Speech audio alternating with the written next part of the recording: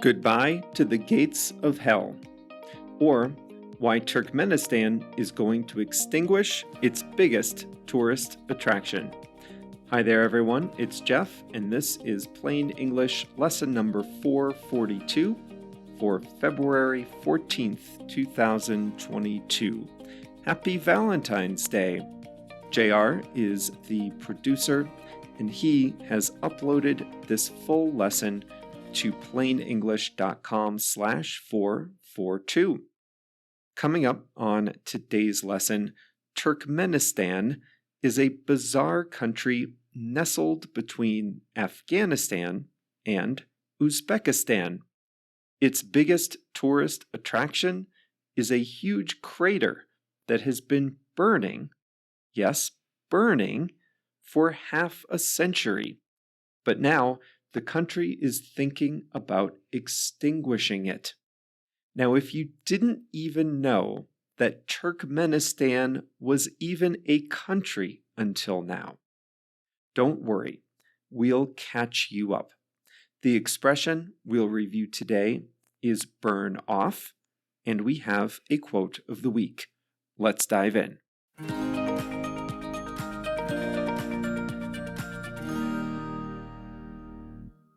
After years of back and forth, the president of Turkmenistan, Gurbanguly Berdimuhamedov, is calling for the gates of hell to be extinguished. The topic thrust the seventh least visited country into an unfamiliar position, the center of attention. A lot of people don't know that Turkmenistan is even a country. Even those who know it exists know very little about it. I'll explain. Turkmenistan is a landlocked country in Central Asia located between Afghanistan and Uzbekistan. It was part of the Soviet Union before its independence in 1991. About 260 kilometers from the capital, Ashgabat, is the village of Darvaza, home to the Darvaza crater, otherwise known as the Gates of Hell. Essentially, it's a huge circular hole in the ground measuring 69 meters in diameter, and it's 30 meters deep. That is roughly 10 stories. And get this, the crater has been burning for 50 years.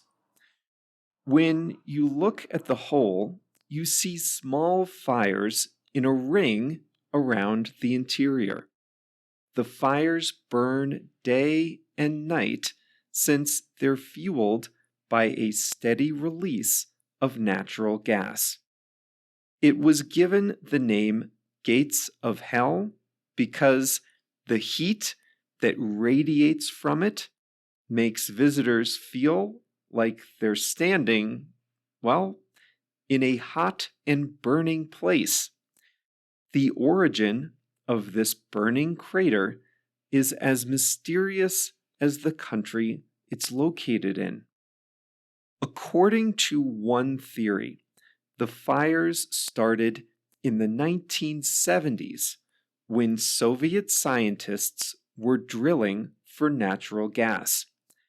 Their equipment accidentally plunged into a sinkhole, causing gas to escape.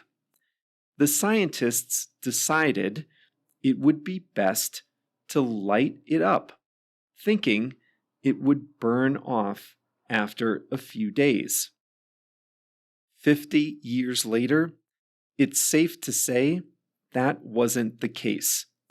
The gas continues to flow, and the fires continue to burn.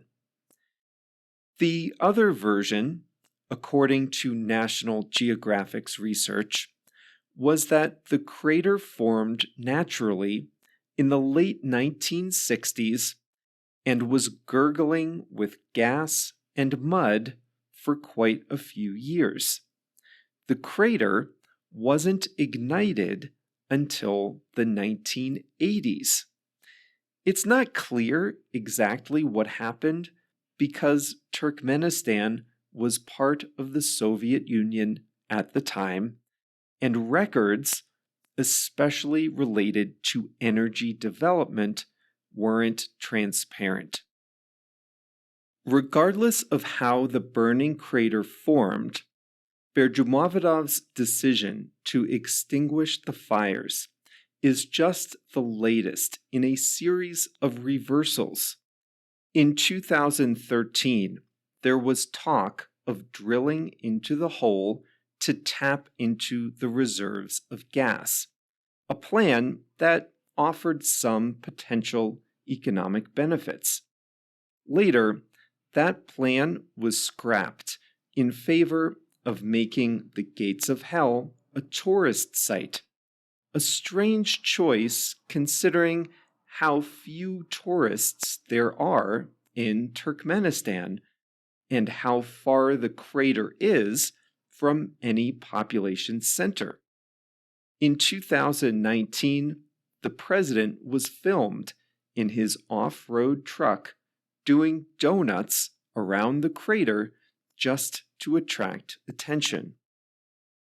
Well, now, in 2022, the country is considering closing it to protect locals, which is bizarre given there aren't any locals, at least not within a 9-kilometer radius. Approximately 350 people do live in the rural council of Darvanza, the majority semi-nomadic, but the only nearby village was disbanded in 2004 because the residents were an unpleasant sight for tourists. Is it possible that it would be good for the environment to put out the fires? Even this is not straightforward. Some scientists argue it might be better for the environment to leave it ignited than to let the gas escape into the atmosphere. So maybe leaving it as a tourist attraction would be the best idea. Pre-pandemic, an average of 14,000 visitors entered the country in a typical year. It's estimated that 6,000 of them, almost half, went for the Gates of Hell. Ashgabat, the capital, has a few things going for it too. It has made the Guinness Book of World Records for 4 things: the highest flagpole, the largest fountain complex, the largest indoor Ferris wheel, and the highest density, this is real, the highest density of white marble buildings, and it still gets barely any visitors. Every town in Turkmenistan has a gold statue of the country's first president. While the white marble may be beautiful, visitors may experience a little culture shock when they arrive. For example, the former president of Turkmenistan changed the names of the months and the days of the week to reference his own life. If you like to grow your hair long, or if you have a beard, you might have a hard time there. Young men aren't allowed to have either long hair or beards. Black cars and dirty cars are not allowed. You cannot enter Ashgabat without a car wash. The wide open roads have hardly any traffic, but it's only gleaming white cars when they do. By contrast, the president is often seen driving around in flashy, colorful luxury vehicles. He's also known to horse race, DJ, and write rap songs about his horse. Turkmenistan and the Gates of Hell may sound like an interesting visit, but you might want to think twice about going. The country was ranked worst in the world for press freedom in 2019, and Human Rights Watch called it one of the world's most isolated and oppressively governed countries. In 2016, Berdimuhammedov changed the constitution to allow him to stay in power forever. If you're not the president himself, though, all is not marble and gold in Turkmenistan.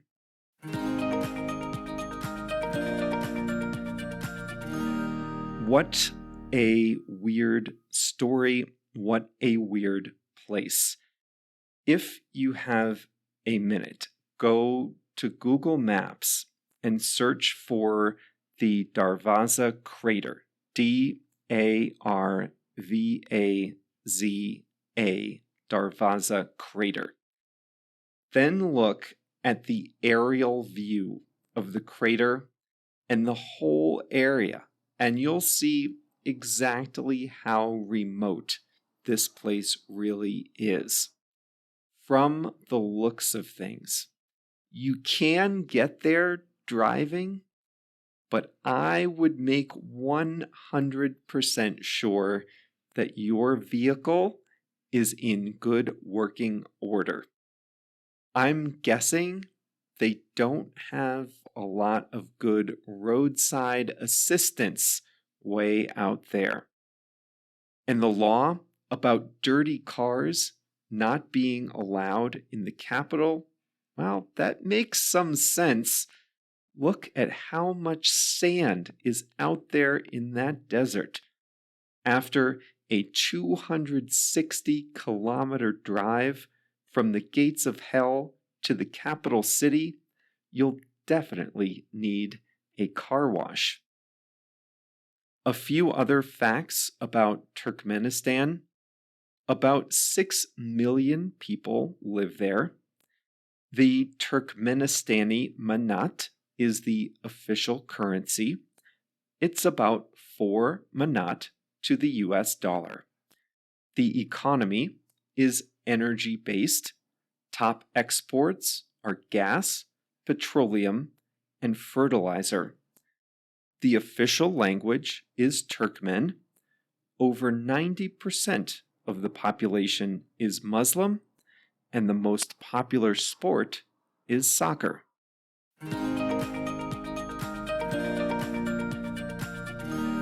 Today's English expression is a phrasal verb, burn off. There are two similar ways to use burn off. Here's the first way. Some type of fire or heat burns something until it is gone. And that's how you heard me use it before. When the scientists realized that gas was coming out of that huge crater in Turkmenistan, they set it on fire so that the gas would burn off. They thought there was just a little gas buried there, and they thought if they lit it on fire, all the gas would burn off. They thought there would be no gas left because it would all burn.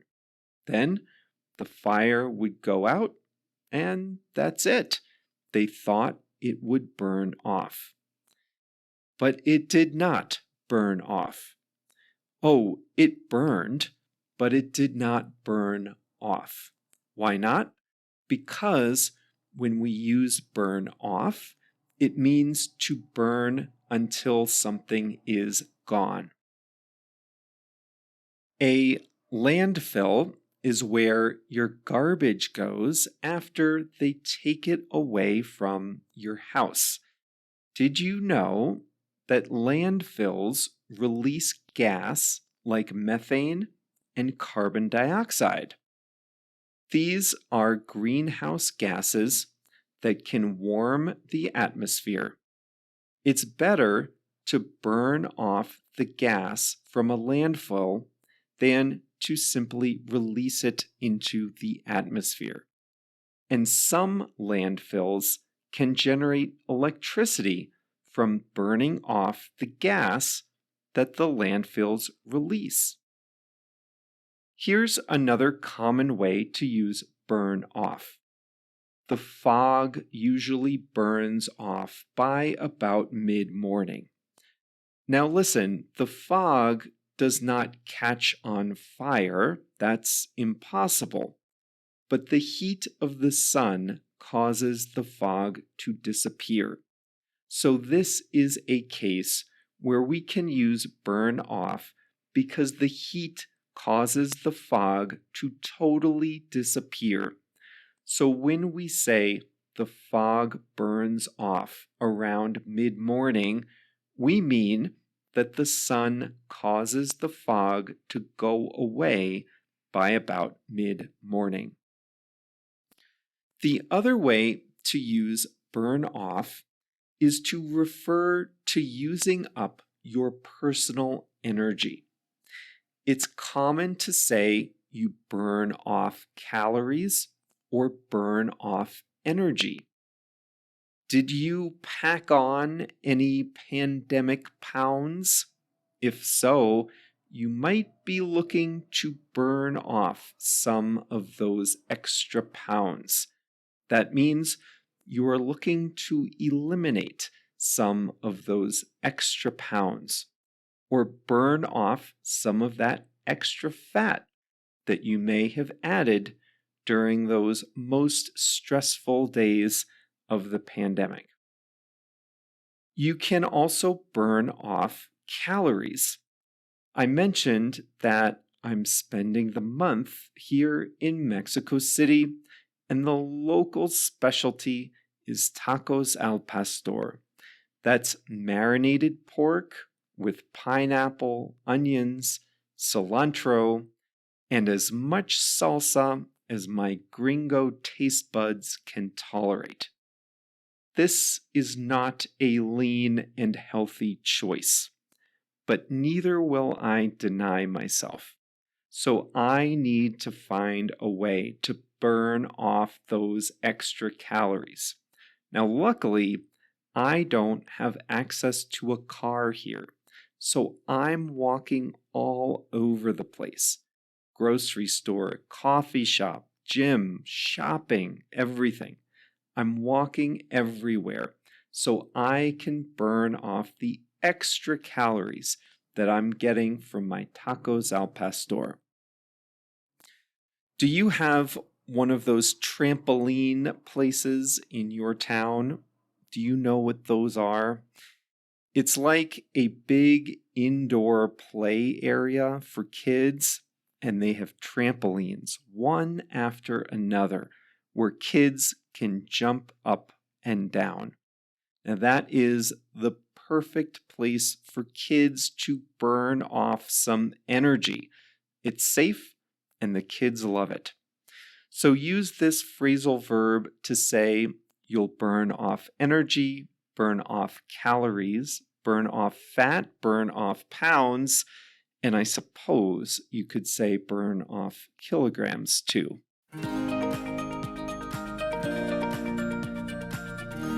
Here's a quote of the week from Herman Melville, the author of Moby Dick.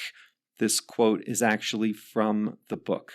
He says, "If you can get nothing better out of the world, get a good dinner out of it." You all know, if you've been with us long enough, that I love Mexico, and one thing I love about the capital city is how much great food there is from all over the country. So I love this quote, especially while I'm here. If you can get nothing better out of the world, at least get a good dinner out of it that can help remind us of simple pleasures, right? Well, that brings us to the conclusion of lesson number 442. Remember, the full lesson resources are online at plainenglish.com/442. Today's video lesson is going to be about how to explain something complicated by going back to basics. You're going to learn how to take a complicated issue or something that seems confusing and explain it in simple terms. That's in today's video lesson for Plain English Plus members. And remember, Plain English Plus is our membership program for listeners who are really serious about upgrading their English. We help you improve your listening, speaking, and vocabulary with a huge library of extra lessons and tons of practice exercises. You can learn more by visiting plainenglish.com/plus, PLUS. That's all for today. See you on Thursday when I'll give you my verdict on the Van Gogh immersive experience.